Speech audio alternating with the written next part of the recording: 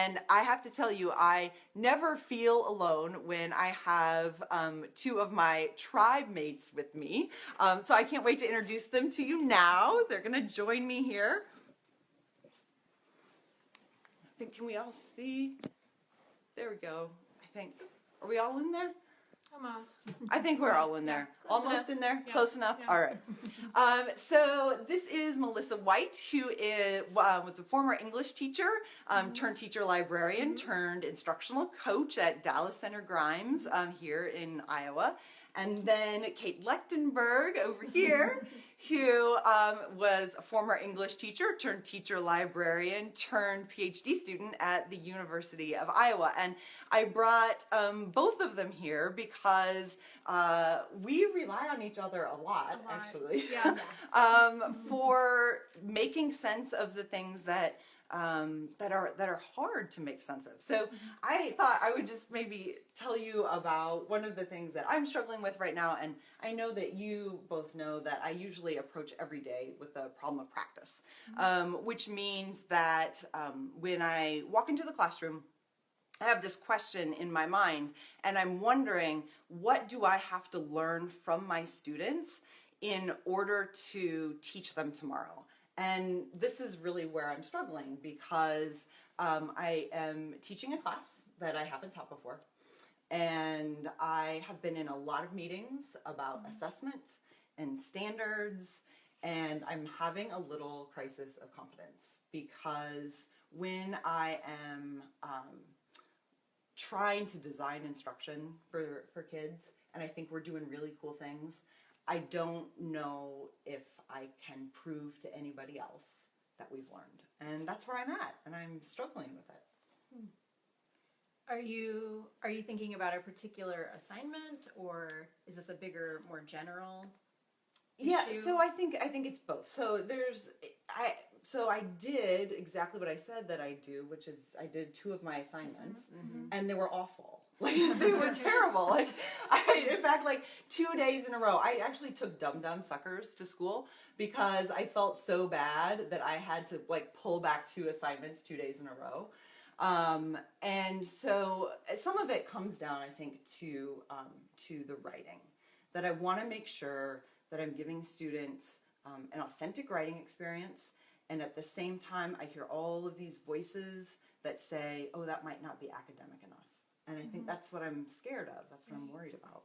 So when you pull these assignments, are you telling the kids why? I mean, are you talking through what's going on in your head and why you're pulling them? Or, because are you doing them at the same time the kids are? Yeah, I am. So, well, one of them I did, so I assigned it, and then I did it during the afternoon, and then I realized what I had done. So I like send them this frantic email and say, I totally messed up. And then another one I was doing with them in class, and I realized it wasn't going to work. So what are they saying about them? So this is the worst part, right? The worst part is that sometimes I see them like kind of roll their eyes. Or the worst part is I had this one student who I just am really fascinated by. She's got a lot of really good thinking going on, and she just said, I just need you to tell me what I need to do to get this done. They're so used to it. They're so used to it. How do I get the A? How do I get my points? Yeah. Right. And I think that's the hard part, right? Because you know that I worked so hard to not fall into that. But I feel like I'm falling. What does their work look like? What do you think about their work that they've been turning in and the writing? Because I know you talked about the writing and how that's important to you. The thing I was thinking when you were talking before about what you ask yourself, I always hear you ask, where is the student thinking? Where can you see them thinking? Right. Yeah. So when I look at their writing, I do see moments, right? I see moments. But I see also how far we need to go. You know, so they're like bright spots. And I think, oh, that's a great idea. Or, you know, we really worked on on these thesis statements, and they've really come a long way. But then I'm not sure that they're transferring them. So I think that when I think about student work, I see bright spots, but I don't know if I see it consistently. So one of the things with this whole standards overload that you're talking about that I often feel and hear from other people is that they're trying to tackle too many standards. You know, do are those bright spots things that you could narrow down and say, well, there seems to be a pattern that this is an area that we could focus on now, as opposed to trying to prove that we're mastering all 39 standards. No, I think that's exactly it. I think that's exactly what I need to do. And here's the irony, right? The irony is that I write about this. You know, like I tell people, I say, just focus on one. And if you go deep enough into it, everything else will make sense. But the reality is when you're in the classroom and you've got 31 kids and you're teaching this class for the first time and you're staying up late and you're getting up early and you're not like you just forget. Right. And I think that, so what I don't know how to do on a regular basis then is like, where do I go to get this reassurance? Like, where do you go? You know? And especially when we're having all these discussions about just the opposite. So, I mean, those standards conversations can be really, really overwhelming because there's so much to handle, and some people sound very convicted in their beliefs about how to manage standards and things like that. So I wonder if you could find, or if you could float this question with the group, because it's got to be a common one. Do you have common planning with people in this course? Planning. Yeah. So, I mean, there's got to be the uncertainty. Right. And it sounds like it's just not coming out in your conversations. Yeah. It is the worst when like kids are on their phones. It's just the worst. Yeah. And especially like when you like didn't sleep the night before because you're trying to like create this experience for them. Right. And all you've been doing is thinking about this experience and preparing for it, and you get up and you're talking about it, and then they're like, and what's on the phone? You know, and so, or just tell me what to do. Right. Right. Yeah. I think you have bright spots that you can celebrate.